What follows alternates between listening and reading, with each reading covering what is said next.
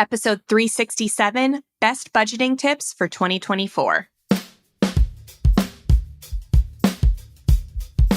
Welcome to the Frugal Friends podcast, where you'll learn to save money, embrace simplicity, and live a richer life.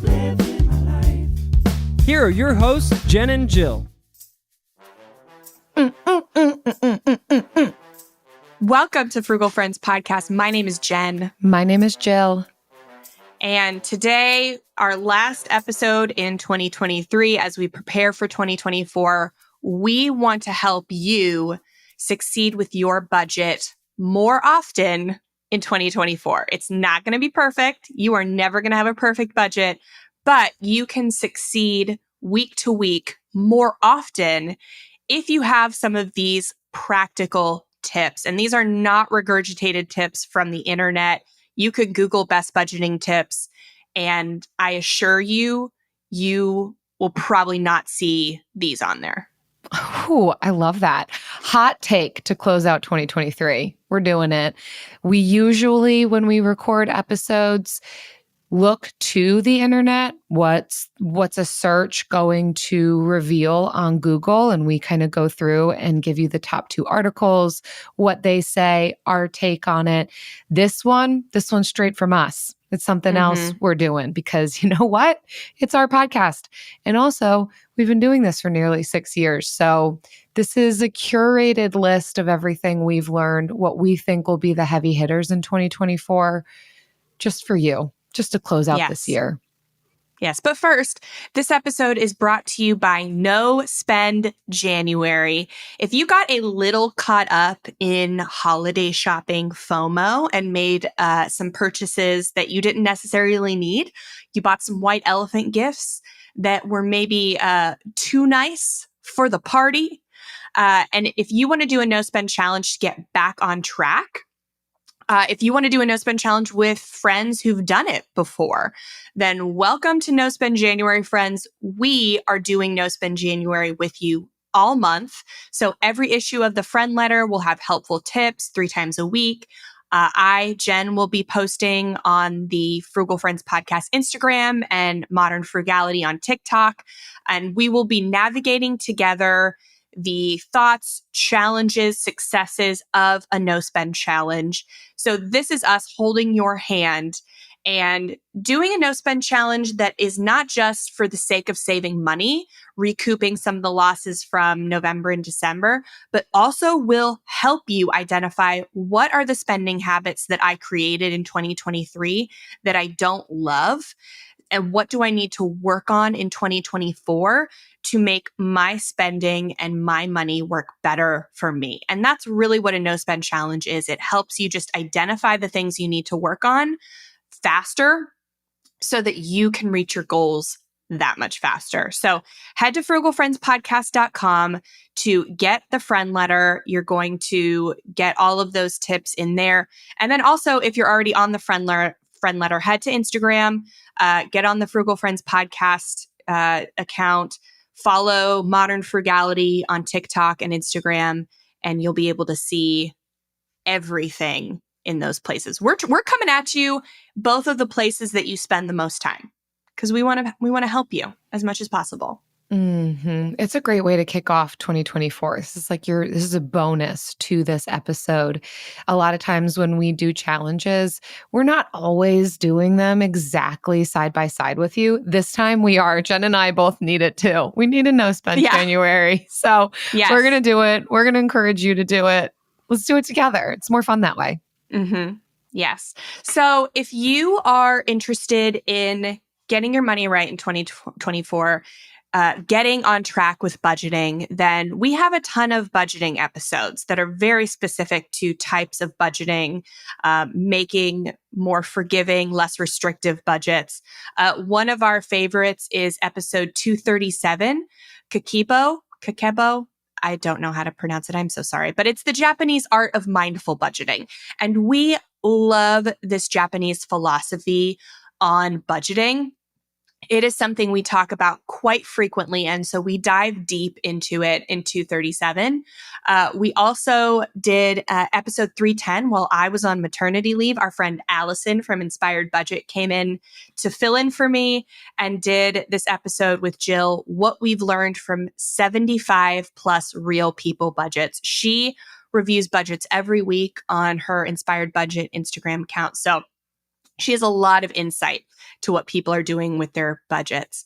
And we also, our episode from last year, episode 271, the best money saving tips for 2023, still apply to 2024. That episode holds up. Yep, it aged well. And so it's still a good one. We're not giving the same tips that we gave in that episode. So that one's a good one to listen to. Yeah, but stay here because we're talking about 2024 now. That's where we're at. Yes. And so we're going into this episode with the mindset of we want to help you not just plan your money better, because the plan is custom to you. It's unique to you. We can't tell you to do like a 50, 30, 20 budget, to spend 50% of your money here, 30% here, 20% here. Nobody can really tell you that, because if you're in a high cost of living area, your housing is probably more than 50%. So these things don't necessarily apply to you. So you really have to determine the ratios of what you save, what you spend. The tips that we are going to give you today are going to help you expand your budget more. So you're making the plan, but sometimes the plan does not work. And so when the plan's not working, what do we do? Where do we go? And those 4 tips are what we're going to give you today. If you do even just one of them, you will be on the path to a more successful 2024. If you do all 4 of them, call us up. We want to talk to you and we want to celebrate with you. Yes. And then we'll invoice you. Just we kidding. Will not invoice we you. won't. Gosh. No, we definitely don't do that. We don't do that to any of our listeners. Not a single one. Yes. And this episode was really inspired by a quote that I read in an article when I was doing some research. And this is from a guy who says, I bought a very modest house and did all these things that we felt like we were supposed to do, like live within our means, don't overspend, save. And it all just keeps getting further away from being able to take the next step. And this is a guy from Dayton, Ohio, who is an analytics engineer. And when someone with a like white collar job is saying like, I did everything right? I bought this starter house like they told me to. I put this much down. I did all these things that these financial podcasts were telling me to do. But the current state of where we are, it just feels like it's getting further and further away from what reality is. And so we can't give you any groundbreaking advice, but hopefully if you can take away a few changes, a few lifestyle changes from this episode, then hopefully it will help you feel like you're treading water a little better. Or that you're treading less, that these are lifestyle changes that will help you maybe feel like you're on solid footing soon. Treading water in the shallow end of the pool, where when you get tired, you can stand up for a little bit. Yes, right. So our first tip, our first budgeting tip for 2024, drum roll, please. That was my mouth. It wasn't a drum. Oh. I know. It's like, it sounded so much like drums. I didn't even know if I wasn't listening to you. Our first tip is to earn more money. I know. I'm sorry. That the we Frugal don't Living love to podcast, talk about that. I know. You don't expect it in frugality. Right. Overspending. We say this. Overspending like will destroy you. But saving money won't save you. So we think about this in the 80-20 rule. 20% of your effort will get you 80% of your results. 20% of your effort is going to produce 80% of the change that you see in your budget. Like, look at your budget. The income section is so small, yet it dictates the size of every other section. And so you can't forget about the 80%, but you have to focus on that vital 20%. And another term for the 80-20 rule is the vital few and the useful many. As frugal people, sometimes we want to focus on the useful many because they are useful. They do make a difference and they have low barriers to entry. Honestly, it's easier to do a lot of the money saving tips that we give you. And that's great. Starting with those things is great. But if we forget about these vital few, we start to feel like we are treading water because the small things add up, but we have to, the price of goods has increased too quickly over the last 2 years to still be making what you made 2 years ago, or to still be content with a 3 to 5% income increase. The retirement savings goal you set in 2019 is probably no longer enough because that usually accounts for a 3% increase in inflation, right? And we know we've seen way more than that, triple that in some cases. So if you haven't reevaluated what you're earning or even what you're saving for retirement, now is the time to do it. Because the income goals that you had maybe 4 years ago, they need to be higher. And so I know a lot of people listen to our show because they don't want to increase their income or think they can't increase an income. So we've kind of pivoted a lot of our content to be about sparking creativity and creating a mindset about to say how before I can't. So like, how can I save money on this instead of I can't save money on this? Because training those like creative and resourceful muscles with savings will help you when it comes to these harder things like increasing your income. It'll help you gain the skills that you need to get creative and resourceful with your income. Yeah, I think this is one that can feel uncomfortable, especially in this space, like you just said, Jen, where people might be coming to frugality as kind of this way to not need to increase and identify contentment and enough. And we're also advocating for those things. But I think going back to the statement that you said at the very beginning, this quote about I was doing all of the right things and it just feels like I'm still on this hamster wheel, to paraphrase. And I think a lot of us can relate. I've heard from people in the upper middle class financial bracket, middle class, lower middle class. Kind of everybody feels impacted by what has transpired economically over the last couple of years and what it meant 5 years ago to make an annual household income of $100,000 is not the same as what it meant now. It doesn't mean the same as what it meant 5 years ago. So I think we have to be willing to look at this too. When we talk about holding the tension and living in the radical middle, it's going to be looking at practices of saving, but also practices of spending and earning more. We can also look at, are there ways to earn money creatively that maybe don't require a heavy mental, emotional, physical load from me, but allows me to be able to have some of that excess income that is required this day and age. Not advocating for hustle culture, rat race. You're never going to get off that hamster wheel. But if you are in this point of seeing, man, what was enough is not enough anymore. This salary is not cutting it. This is also an encouragement to say you're not alone and you're not wrong. And it's not like you're doing something in error if you're finding that suddenly things feel like a bit of a pinch. It's not as if to say, yeah, you've got to cut. Sometimes we can't cut anymore. And this is the side of the spectrum that we need to look at of where can we make more, but it doesn't always necessarily mean that you've got to hustle more. We can be implementing some of this creativity, that 80-20 rule that could allow us to earn more, but not require back-breaking labor of us. And that's kind of all the rest of our archive. But I think it's worth mentioning, especially for 2024, that we might need to consider earning more. I think this is a very useful, helpful tip. Yeah. And I definitely want to reiterate what Jill said is that we don't advocate for hustle culture. It's toxic to some extent.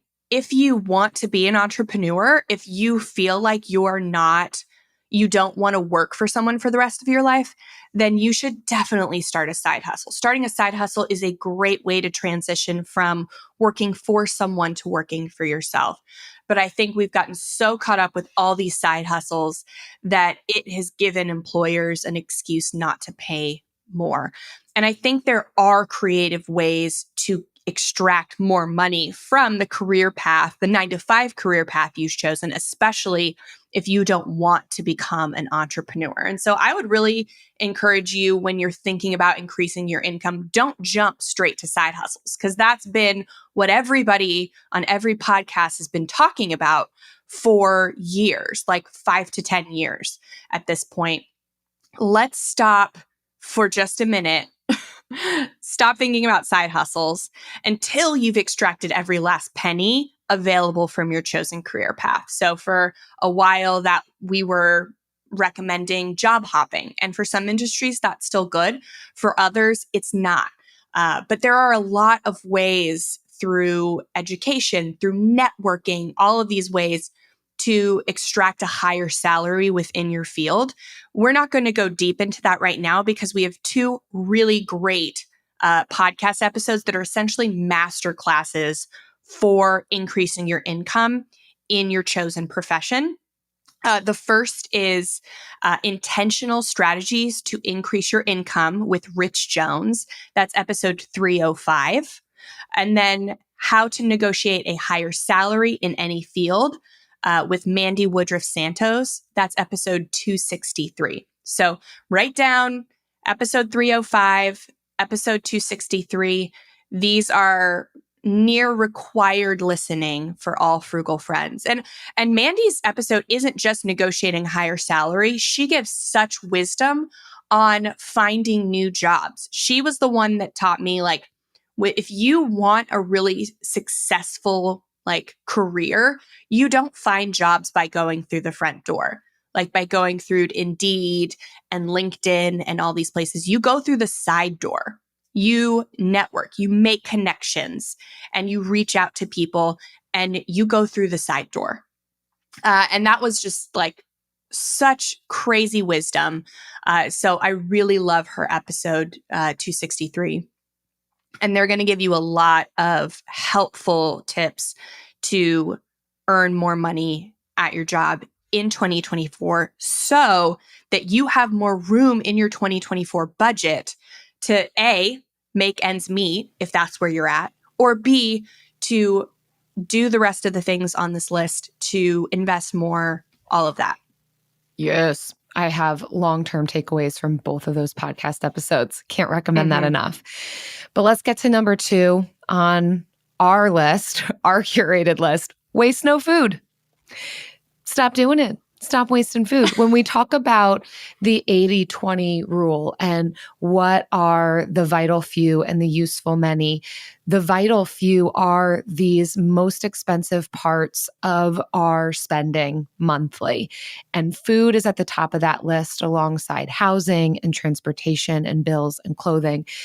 And I love this one kind of quote / statistic from an article. We are going to look at this particular article because it's worth highlighting at the start of this tip. This is from USA Today. This one really stood out to me and made me chuckle. So they were talking about 5 facts about food waste revealed from this survey that they did. And the number 1 fact revealed was that the price of food is the primary food-related concern among 81% of U.S. households.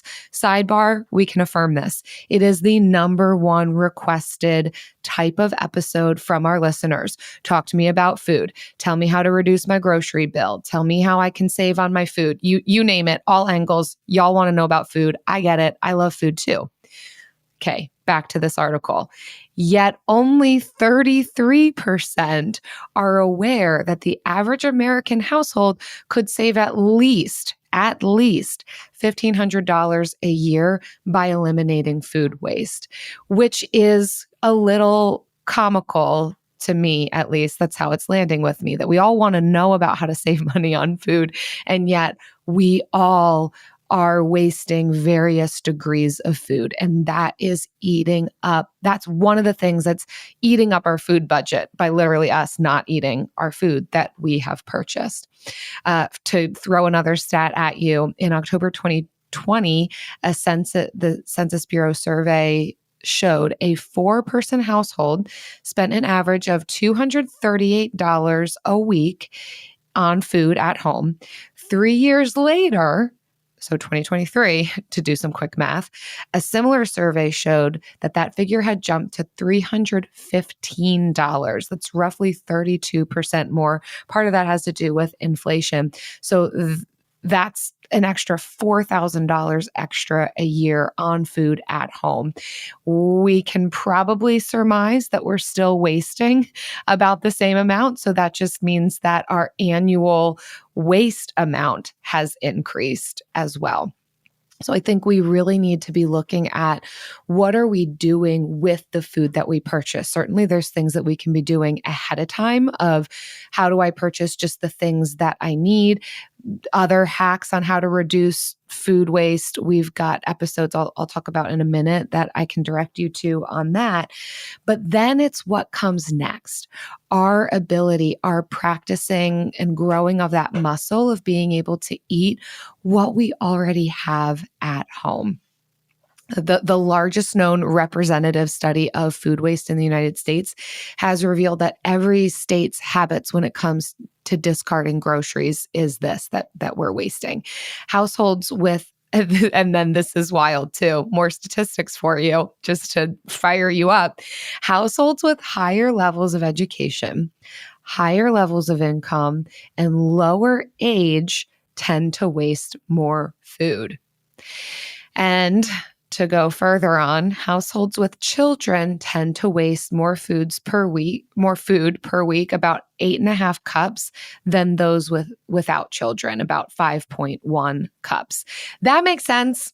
I get that. I don't have kids. This is Jill talking. Jen does. She has 2. She's collecting them right now.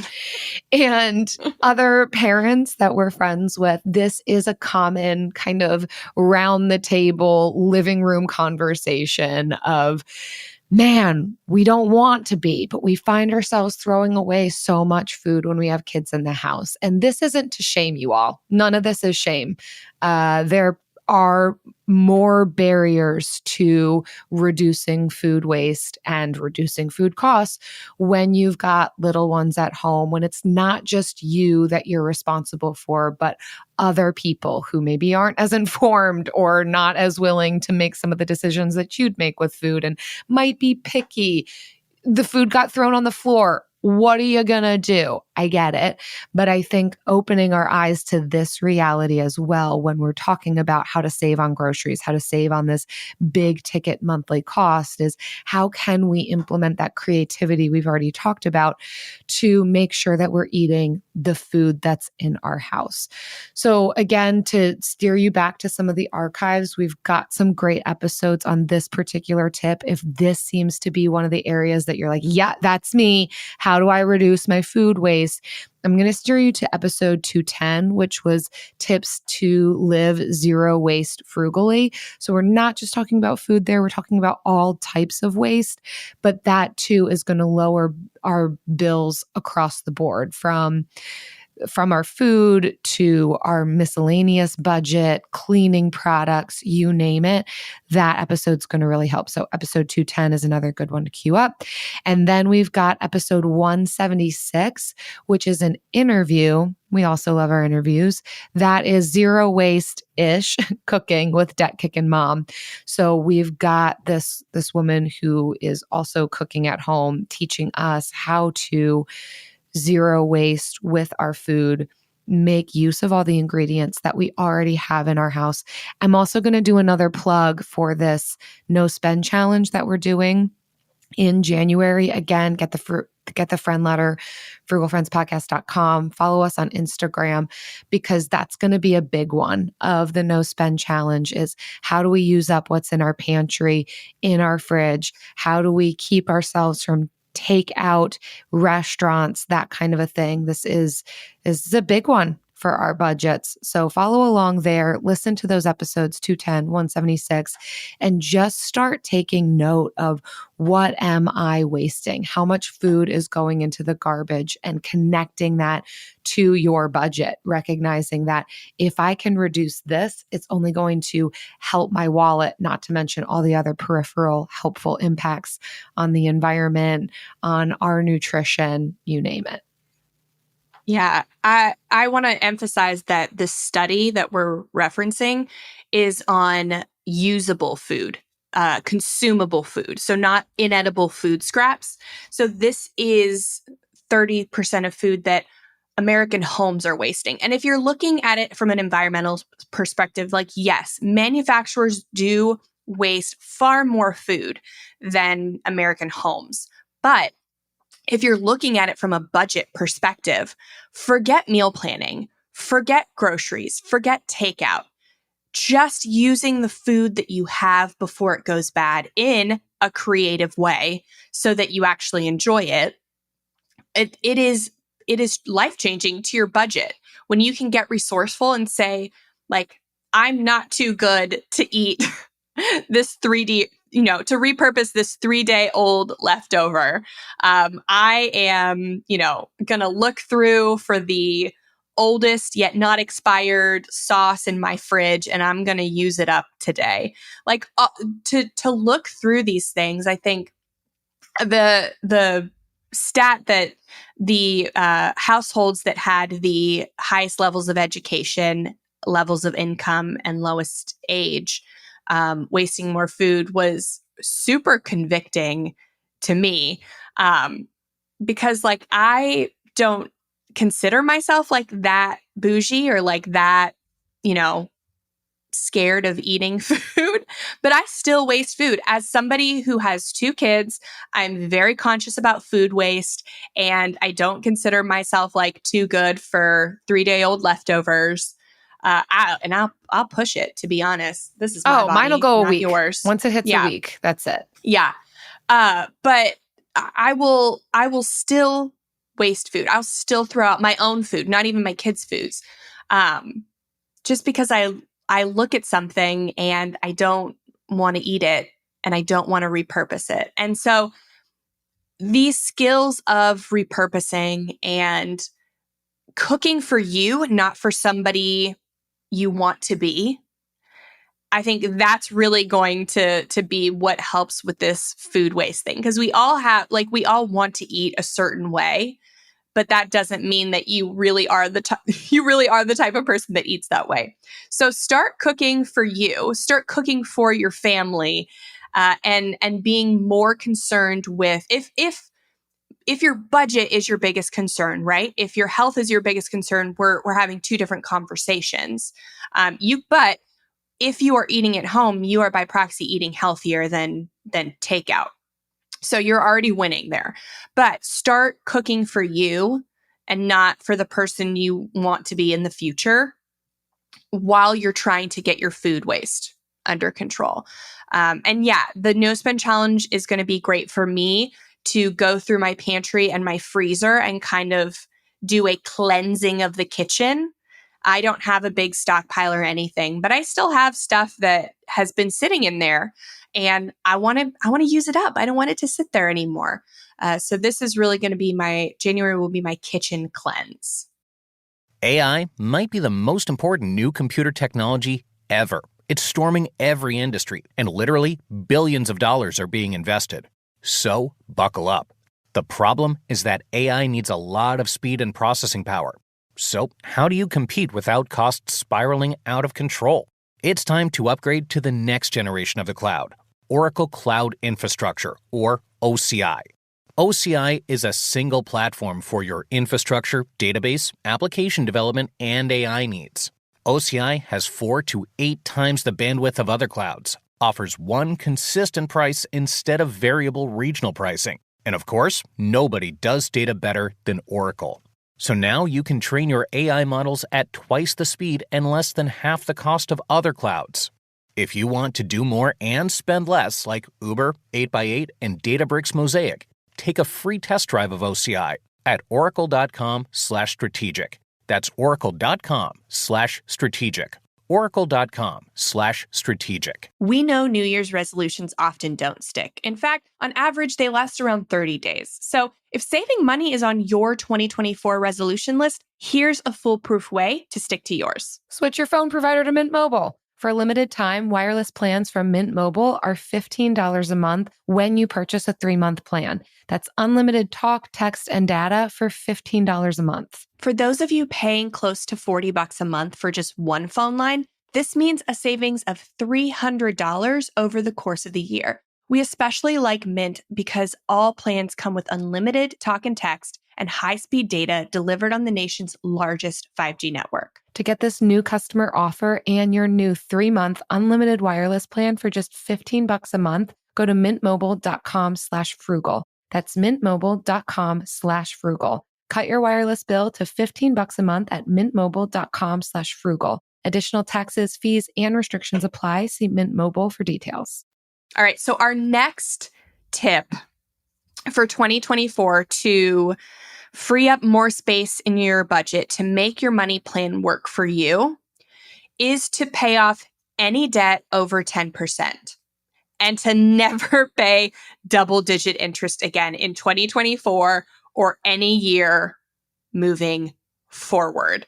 And so we'll look at another article about we'll cite some facts from this Motley Fool article on average American household debt. And while inflation cooled in 2023, the average debt is up in nearly every category compared to 2020. So this includes total household debt, credit card debt, mortgage debt, auto loan debt. The debt total is up by over $2.5 trillion since 2020. And so this is all data from the Federal Reserve. It tracks the nation's household debt payments as a percentage of disposable income. And the most recent debt payment to income ratio that we have for this episode is from the second quarter of 2023. And it's showing that 9.8% of income is used to pay debt in some kind, which honestly is not that bad if you're including mortgage payments in there. But we're using that percentage to kind of guide our new recommendation. We used to recommend pay off anything over 5%. Pay off any debt over 5%, but that's becoming increasingly more difficult to do. So if you're somebody who's bought a house or a car or gone to school recently, then start with 10%. If you're looking at all your debt and you're like, there's no way, I have too much debt over 5%, I can't, then start with 10%. If that's not you, we still do highly recommend that any debt you have over 5%, that you pay off quickly. And we don't mean just prioritize it. I mean, pay it off like your pants are on fire. We are not in the camp that all debt is bad, but there is some debt that holds you back more than others, and that's high interest debt. So it behooves you to put your entire life on hold to pay off any debt that's above 10% first. But if you're able to, then any debt over 5%. And so here are some of the stats from the article. So the average revolving credit card debt is about over $6,000. It's about $6,300. And that debt has an average of 20% in interest. That your credit card debt should be at zero, and it should be revolving at zero. And so that is the first priority. If you're having trouble with your budget and you have revolving credit card debt, that's the first place to focus on. We definitely focus on increasing your income and reducing your food waste, but your number one goal should be to pay off that credit card debt. And And the next highest is personal loans. Those will have a 10 to 12% rate. People with personal loans have an average about $11,000 or $12,000 in that. So that would be your next one to pay off. And then not as common, but still out there, private student loans. Those can be up to a 16% rate. And people with private student loans usually have about 50 grand. So those are the things that we want to focus on before we do anything else. And once you have paid off, I would say maybe focus on your credit card debt first, if you've got it, and then put yourself in a place to never get in credit card debt again. So that would be an emergency fund so that you don't have to worry about that again. And you may want to save your emergency fund first. That's fine, as long as you don't lose the motivation to get rid of that high interest debt. This is what holds people back from being able to invest. It's what promotes lifestyle inflation that keeps you in this cycle of paycheck to paycheck living, where even if you earn more, you're still living paycheck to paycheck because of these habits that perpetuate high interest debt. And so this is kind of like that kitchen cleanse, but for your finances. This is a financial cleanse to get rid of that high interest debt and never get it back again. And this one may need to go hand in hand with number one, which was to earn more. Sometimes we will be looking to increase our income for one of maybe the sole purpose of paying down debt. And that in that situation might be where, if you've exhausted your options in getting every last penny out of your chosen career path, then are there any low barrier to entry, flexible side hustles that you could consider for a time? I'm not going to advocate that we all need to have side hustles indefinitely. Sometimes we choose to get some side work for a purpose, like getting rid of that 20% interest credit card debt. Is there something that you could do for 3 to 6 to 9 months that is really going to make a dent and catapult you for the rest of 2024 into 2025? So those are the types of circumstances where you'd want to maybe consider a little bit above and beyond for a huge long-term impact. That's the 80-20. There you go. That's the 80-20 again. And for those reasons, for these quick side hustles to pay off debt like this, we have a frugal side hustle series. So if you need something to do for about 6 to 9 months, we have several. These are side hustles that are low cost to start, but can have the potential to build into a business if entrepreneurship is something you're interested in. So not every single frugal side hustle that we talk about in the series, we have about, I think, 6 to 8 at this point, is going to be good for paying off debt. But if it's something you're already, like we have a bookkeeping episode. If you are already familiar with bookkeeping, that's something you could take on as a side hustle, figure out how to take some clients, you get the nuts and bolts for that. And then, potentially keep doing it if you like it. Or once your high interest debt is paid off, you drop it. That's I kind of think our recommendation for this one. There's the debt snowball, the debt avalanche, and we have episodes that go into more detail on that. But I think for high interest debt, we're definitely team avalanche because it is so insane. The interest rates are so insane right now. So I think your best bet is to focus on your lifestyle habits, not the method in which you're paying off debt, to just do that high interest stuff real fast before you can think better of it. Yeah. And for our last and final tip for 2024 that is a heavy hitter for your finances long-term is investing. We are going to encourage you to invest every month, no matter how little. And when we're talking about investing on this particular podcast, it's primarily for the purpose of retirement. We're not talking about kind of short-term investments and using that as like a side hustle. That's just not what we do here. Investing for retirement. So what we know about investing is that for those of us who are average income earners, time is on our side. We want to be investing early and often rather than waiting. This can still give us some of the benefits that those who maybe start later but have a ton of money to do it with can have. So if you invest every month for 40 years, you only need to save $184,000 of your own income to get $1 million invested. $184,000 to $1 million. And that again is because it's time in the market. That's 40 years. For many of us, we may not have started in our 20s. That's not going to be entirely possible, but that doesn't mean it's unattainable for you if you're in your 30s, 40s. Still, start now. We don't have to wait until all of our debt is gone before we're investing. Again, we, the Frugal Friends, are definitely in the camp of we can do multiple things at the same time, especially when we're utilizing automation.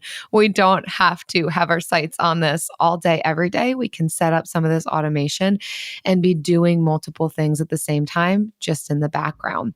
Versus if you wait 10 years and invest every month for 30 years, you'll need to have $290,000 of your income invested in order to reach that $1 million. It's still great if you're in your 30s, but as you can see, the number increases pretty hefty to go from investing for 30 years versus 40 years. So you could save $112,000 just by investing 10 years earlier. So this is just your sign to start now. Time spent in the market is more valuable than trying to time the market. Yeah, and this is more of a budgeting tip to protect your future budget. So you are going to have bills for the rest of your life. Even if you own a home and you plan for it to be paid off, you're still going to have home insurance. You're still going to have lawn maintenance. You're still going to have taxes. This is an assurance that in the future, you will have an income to budget for these expenses. We don't want to just think about the budget this month.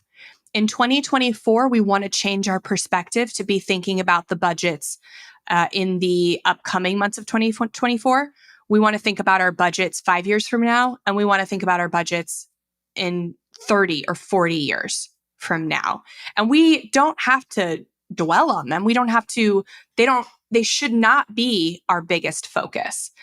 That's why it behooves us to start earlier, even with a little. So I did a couple calculations in preparing for this episode, and the $184,000, that is, let me pull it up. That is about $383 a month. So if you contribute $383, and normally math, you would think, okay, if I start at 25 and I contribute $383 a month to my Roth IRA, then I am going to have to invest more than if I start in 10 years, because the extra 10 years will be more money. When the alternative is true, if you just contribute $383 a month for 40 years at a 7% rate of return, that is $1 million.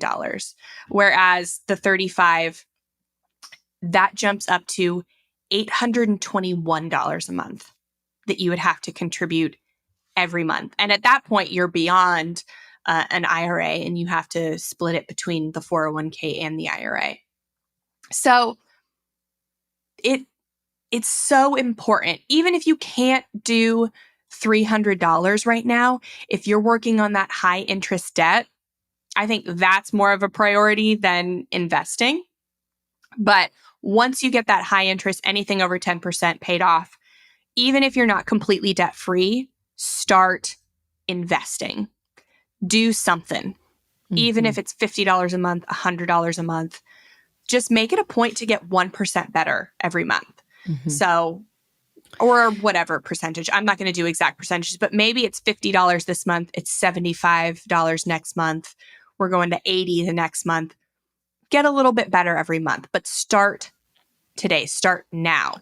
And for anyone who's not been listening to us for a while, we're talking about our 401ks, getting the employee match if it's offered at your place of employment, your Roth IRAs or traditional IRAs. These are what we're talking about investing in for retirement. We've got episodes that go more into that, how to invest simply. So definitely go back into the archives for that as well. Yeah. I think the idea that we want to get across to our listeners in 2024, and this is how we're planning our episodes in 2024. And you can be part of that. If you're one of our friend letter subscribers, then we do a poll in every newsletter where we get feedback from you on what you want to hear on the show, how you want the information presented, what's most valuable to you. But the direction that we kind of want to guide you in is to just take little actions now. Let's forget this mindset that has been drilled into us that we have to go all or nothing, that in order to change, we have to overhaul our entire life, that if we're not following a perfect budget, then we're not capable of budgeting, that 1% better is better, that we need to make budgets that fit our life, not fit our lives to a perfect budget. And so if you can look at what you're spending, and this is why we love to, telling people, do a 90-day transaction inventory. Look at what you spent over the last 90 days. That's going to tell you who you are right now. For better or for worse, whether you like it or not, what you've spent over the last 90 days tells you who you are. And then you get to decide from there, do I like what I see? Do I love what I see? Am I buying what I love? If you're not, then you can change it. But you get to decide what you love. Nobody else decides for you. Don't, just like you shouldn't meal plan or cook for somebody else or somebody you want to be, you shouldn't budget for somebody who you are not. I know people say fake it till you make it or dress for the job you want. That doesn't apply here. We really have to be looking at who we are and then looking, how can I get better? How can I get my definition of better? How can I make my budget look more like something I'm really proud of? And forget everyone else. I want to be proud. And hopefully that pride includes reaching your financial goals, paying off debt and investing. But we can't tell you what that looks like. Hopefully it does. But I think that's going to be the biggest takeaway we want people to get from this episode and from episodes in 2024 is that 1% better mentality.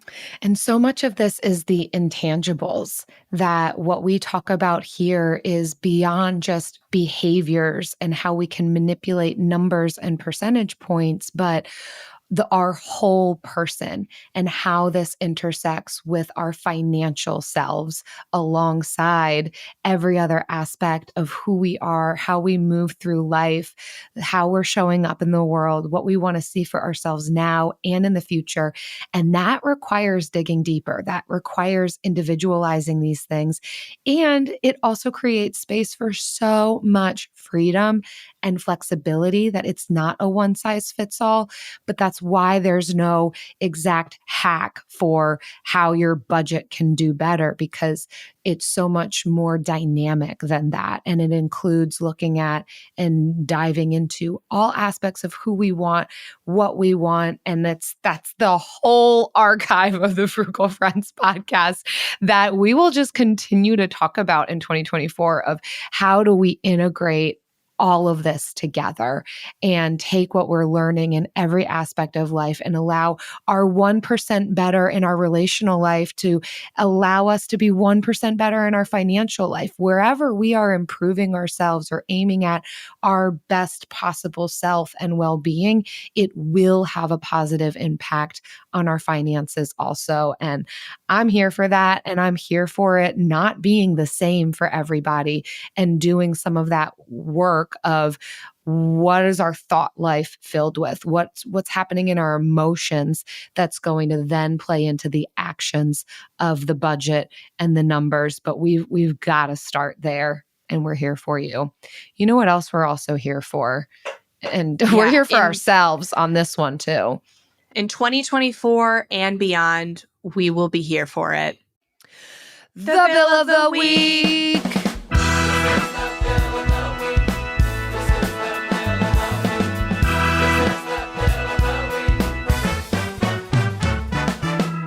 That's right. It's time for the best minute of your entire week. Maybe a baby was born and his name is William. Maybe you paid off your mortgage. Maybe your car died and you're happy to not have to pay that bill anymore. Duck Bills, Buffalo Bills, Bill Clinton. This is the Bill of the Week. Hi, Jen and Jill. I am a longtime listener here, Rochelle Pond, and I am happy to get back on here and share a new Bill of the Week with you guys.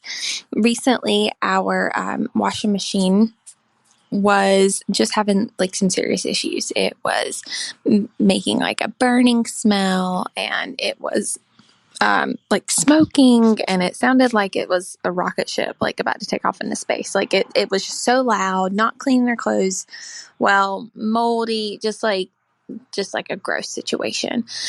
And my husband and I, we contemplated, like, what are we gonna do? Are we gonna try to fix it? Should we just get another one?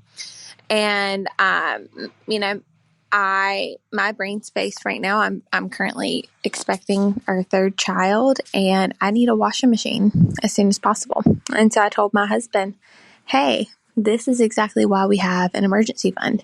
And so we went out and bought a new washer and dryer, and it was such an easy choice to make. And this is everybody's reminder to go and get you save an emergency fund, because it makes these things less of an inconvenience. But anyway, I'm definitely looking forward to paying that, because we worked hard to make that happen. Anyway, thanks you guys, and I appreciate you.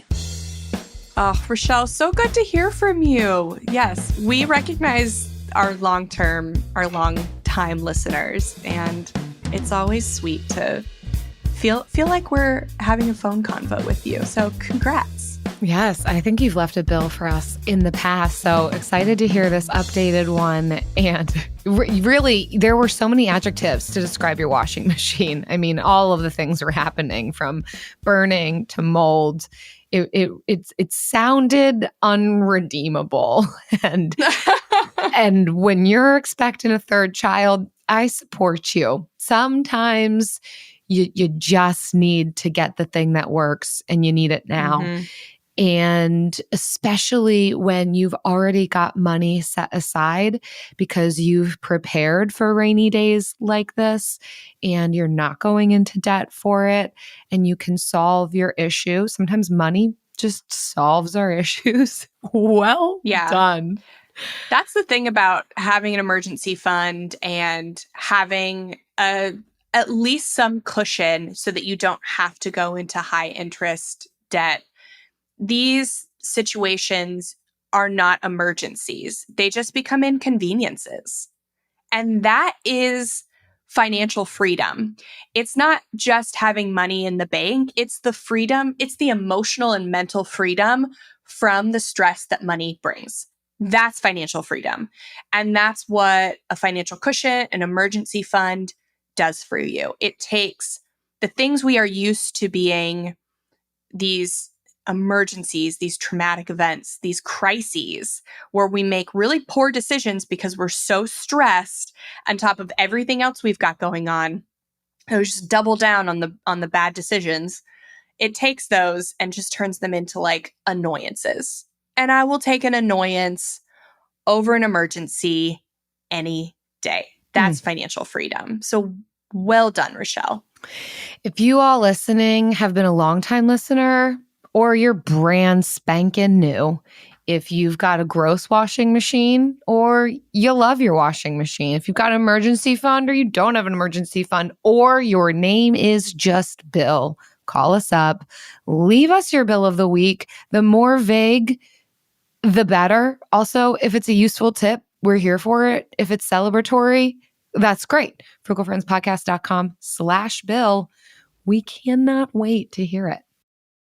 We all agree that reducing carbon emissions is a good thing. And once again, Toyota is leading the way. We hear a lot about fully electric vehicles, and Toyota has them, with more on the way. But we also know a BEV is not for everyone, whether it's because of cost, range, or concerns about finding a charging station when you need it. Plus, the raw materials used to manufacture batteries are limited. Enter Beyond Zero, Toyota's vision for a carbon-neutral future, in vehicles and manufacturing plants too, in the years ahead. The materials used to make just one long-range battery for an EV could be used to make batteries for 6 plug-in hybrids or 90 gas-electric hybrids. That's why Toyota's position today is electrified, diversified, empowering you to choose how to reduce your own carbon footprint with the vehicle that's right for you, a hybrid, plug-in hybrid, or battery EV. So shop, learn more, and get details at toyota.com/Beyond Zero. Toyota. Let's go places. It's never too late. Never too late to earn a degree. Never too late for a comeback. Between your busy career and taking care of a family, it can feel like there's never a good time to go back to school. But your time is now. Time to start your comeback with Purdue Global. As Purdue's online university for working adults, Purdue Global is dedicated to supporting adults like you who know it's time to earn the recognition you deserve. You have the experience, you have the knowledge. It's time to get credit for the work you've done. You can balance work, family, and everything in between while earning your degree. It's time to move forward in your career, for your family and for yourself, with a degree you're proud of, a degree that employers will recognize and respect. You're worth this investment in yourself to earn a degree you deserve. It's never too late. Never too late to go back to school and come back stronger with an education you can trust. Now is the time for your comeback. Start yours today at purdueglobal.edu. And now it's time for lightning round. Pew. All right. So in our vulnerability round this week, we are talking about our own personal biggest money lessons of 2023, because if you're not growing, you're dead. And if you're not learning, you are sad. Sadness. Wow. So Jill, yeah, I did learn. What'd you learn this year? Well, I learned this. It's not related to money. Your feet and your ears keep growing throughout life. They don't stop growing. And I think your nose, is that true too? I might be spouting off facts that aren't, listen, I don't do. Facts that aren't real? It's what we do over here at the Frugal Friends Podcast. Your feet definitely grow when you are pregnant. That is 100% fact. And sometimes they don't grow back. Yeah. They don't degrow. Unfortunately. Okay, money lesson, a little bit of money action for me. My money lesson was action. 2023 was the year I kind of started to get it together. I know I've said that I've been doing this podcast after 5 for years of hosting the show. Jill started getting things together in 2023. So maybe don't listen to any episodes from before this year. Getting it together in some real ways, for sure. I think I finally had the mental space in 2023 to do some of the tasks of personal finance, like really getting an eye on where I'm banking, moving some things around into better banking situations. For example, a high yield savings account. Don't be sleeping on this.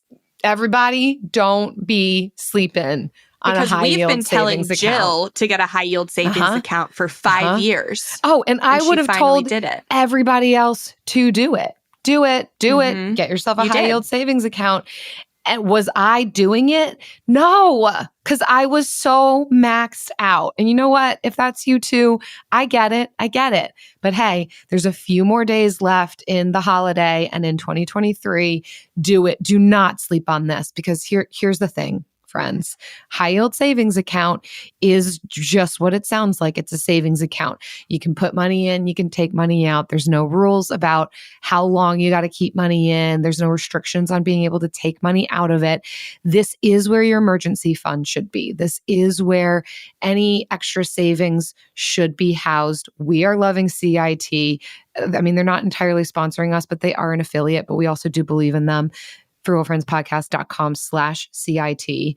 That does help us out, but also they are offering the best interest back on your money. So they've got, last time I checked, which was yesterday, because now I'm all on this high yield savings account kick, they're offering like 4.65, very close to 5% back on your money. And it is what it sounds like. So if you've got thousands of dollars in just a regular savings account that isn't getting you money, you need to put it here, because I'm getting like $100 to $200 a month just on my money. My money is making me money, and that's not even in like the stock market investment account. This is just a high yield savings account. So I'm probably getting loud and it sounds like I'm yelling at you, but my money lesson can be your money lesson. Get it in order. You know what else I'm doing? This is going to happen before 2023 is over for me. Term life insurance. Yeah, I tell everyone else to do it. Yes. Have I told everyone else to do it? I have. You've heard me. I've told you to do it. Have I done it? No. You want to know why? Because I'm over here like, I don't have kids. This is no big deal. And now I'm like, no, if I die, I need to leave some money for my husband and my family, who hopefully will bury me somewhere that is legal to bury a body. And they're going to need money for that. So term life insurance. I mean, there's more reasons to have money left behind than just burying you in legal places. But that's beautiful. Yes.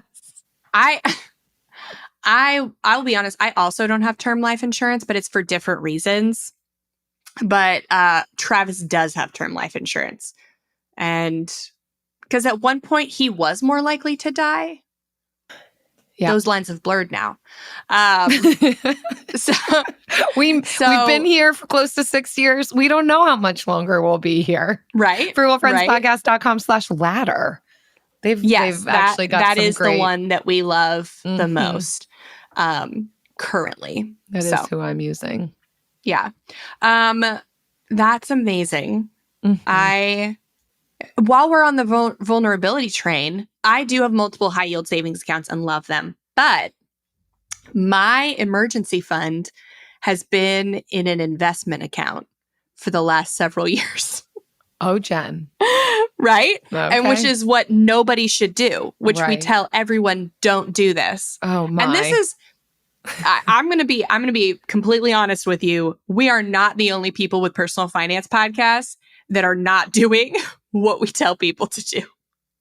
But I am actually going to try again to get life insurance. I have waited the amount of days that I think is valid to wait to try again. And I'm going to use Ladder to try this time. So definitely high yield savings accounts. And yeah, frugalfriendspodcast.com/CIT. That's a given. And then life insurance. For me, my biggest money lesson this year,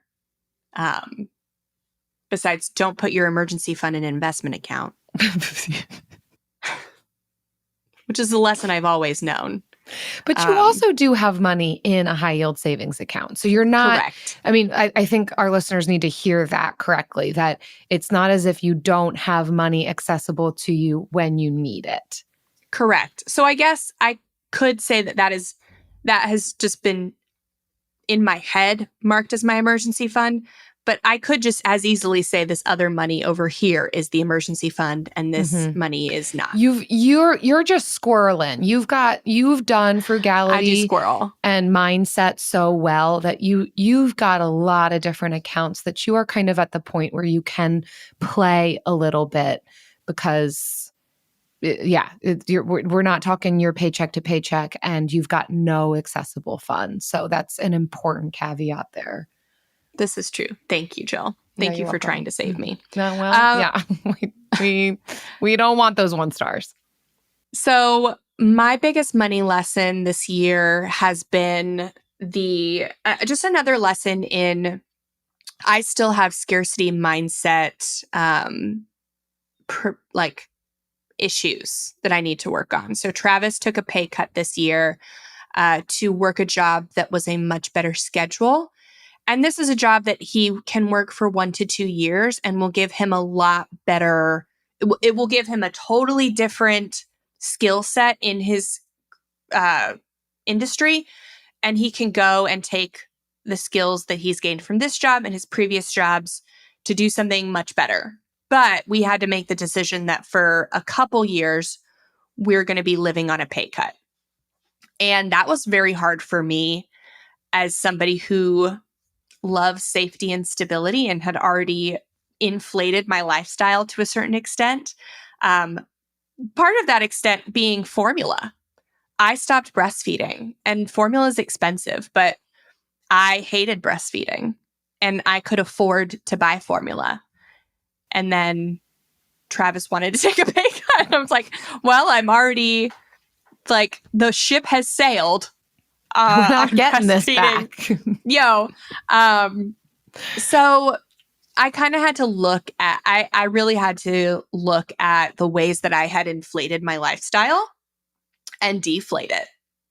So this second half of the year has really been spent looking at ways to deflate my lifestyle, not because it hadn't inflated that crazy, just because the price of goods has gone up so much and we're making, a significant amount less, not like crazy, but it's noticeable. So that has been, and that's one of the reasons I'm doing No Spend January too. It was my idea that we do No Spend January because I am actively looking for ways to deflate my lifestyle to no fault of my own. Just life circumstances have changed and I've got to find ways to cut back that will not make me feel deprived. Mm-hmm. We both are saying our top tip for 2024 is earn more. And yet simultaneously, both Jen and I are actively earning less in 2024 than we did previously. But it's with a purpose and a goal in mind. I think there's part of this where we can create some freedom and flexibility for ourselves as we implement on these tips that we've talked about over the past 5 years that allow for some of that job flexibility. We are able to implement creativity and problem solving to be able to go after careers and jobs and lifestyles that don't require so much, but also for certain times, right? There are seasons that we move in and out of. There may be seasons where we have to earn more because we want that high interest credit card debt gone. Or there's seasons where it's actually more important for us to free up our time so we can go after this job that or entrepreneurial. We want to have our own small business. And so it's going to mean some sacrifice in this other area. So this is that no one size fits all situation. While we're talking vulnerability, it's another reason we're doing a no spend challenge. So wherever you find yourself, we're here for you. Frugal friends will be making more in 2024. Yes. It's just 2023. We took intentional pay cuts so that in 2024 we would have more space to earn more. Love it. I love it. We're all moving and shaking, taking what works, leaving the rest behind. There are times when I'm doing all 4 of these tips we just said, and times when I'm just doing 1 or 2 of them. So hopefully you can find yourself there too. Hopefully you'll be along for the ride with us in 2024, especially that January no spend challenge. frugalfriendspodcast.com. Get the friend letter. Follow us on Instagram. Thanks for listening, you all. You know what we also love? Reading your kind reviews. So many of you are leaving such thoughtful reviews. This one comes from Hannah M., who titled it Dynamic Duo in all caps. We love all caps. We also love alliteration. Thanks, Hannah. She said, Jen and Jill are the best. Both my husband and I love listening to them and their fun twist to frugality. They make saving money fun. This year, we've started our journey to becoming debt-free. On days when I just want to go to Target to buy decorative pillows or cozy socks, I queue up the pod to keep me motivated and focused on the goal. Thanks, Jen and Jill, for changing the frugal game. You're welcome, Hannah. I'm here for you. I am here for you, keeping you out of Target.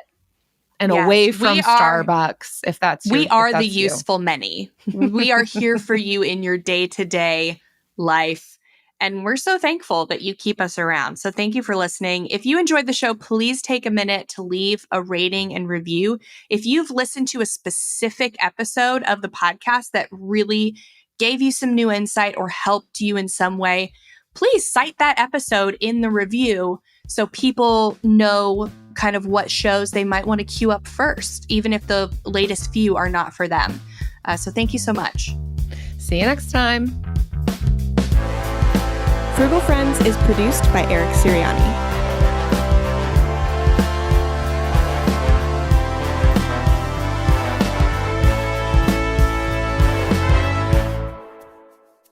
Jen, what do you think is going to be the hardest part of No Spend January? Takeout. Recording Food. Videos every single day for Instagram. Yeah, that.